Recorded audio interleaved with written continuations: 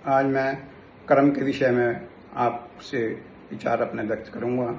कर्म, पहली जो कर्म के बारे में है कि कर्म हमारे जो पिछले जन्म में जो कर्म हुए हैं उसके हिसाब से हमें आगे की लाइफ मिली हुई है। ये लाइफ हम जो जी रहे हैं ये पिछले जन्मों के कर्मों के हिसाब से हमें जीवन मिला है और इस जीवन को किस ढंग से जिया जाएगा ये हम पर निर्भर करता है।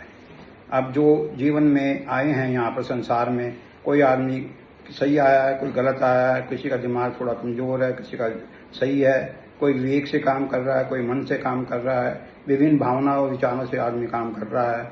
उसका वैसे ही दिमाग परमात्मा ने दिया हुआ है। उसके कर्म पिछले जन्मों के जैसे थे उसके हिसाब से उसका दिमाग, मन और सोचने की शक्ति दी हुई है और वो उसी हिसाब से कर्म कर रहा है अपने, और उसी हिसाब से उसने अगला कर्म करना है।